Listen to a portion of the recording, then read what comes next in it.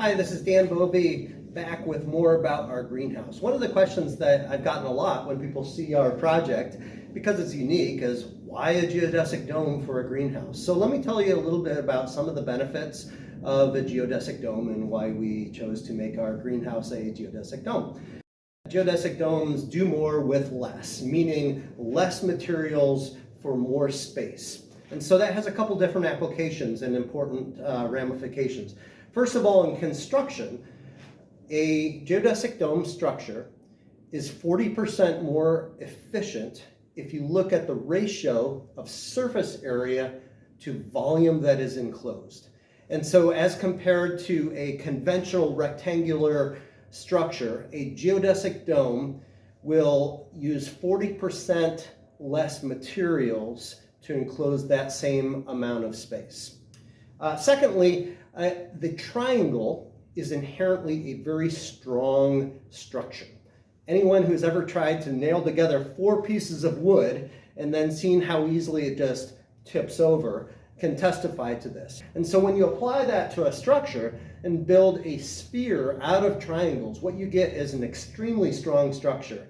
And so the geodesic dome is much stronger of a structure than a conventional rectangular structure. So 40% less surface area and the strength inherent in the triangle means that we use a lot less materials in construction and save on renewable resources.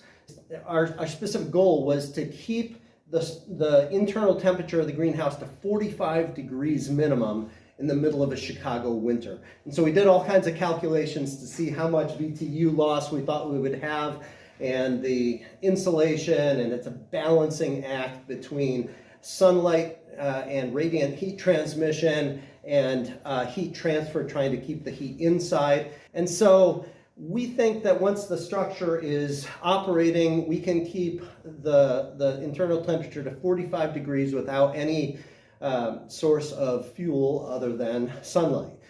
Less surface area means less heat loss. A geodesic dome is more efficient in keeping that heat inside.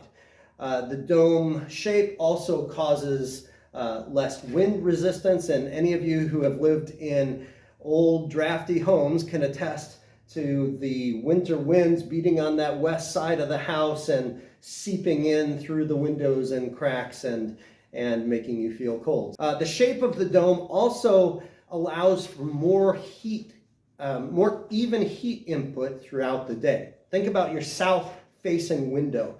There's a point in the day, from like 11 to 1 p.m. where you're getting just a lot of heat coming through that southern window. And then the rest of the day, not so much. Well, the shape of a geodesic dome means that you always have some surface of the dome which is directly facing the sun.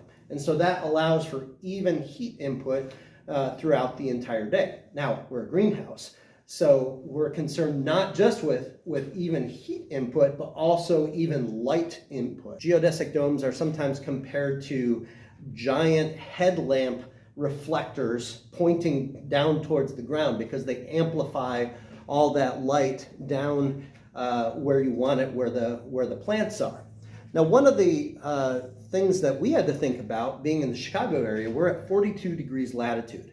And so at 42 degrees latitude, during the winter solstice, the sun is hitting us at an angle of 24.5 degrees off of the horizon.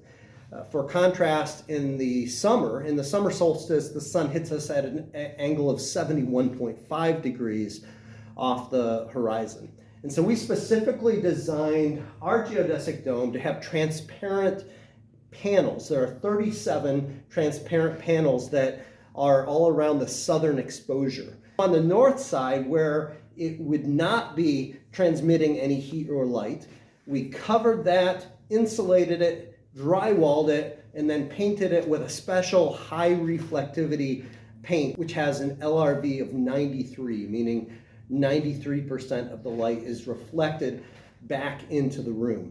And again, because all the panels in a geodesic dome are facing in towards the center, that means that all the plants are receiving the maximum amount of light while allowing for maximum radiant heat transfer as well.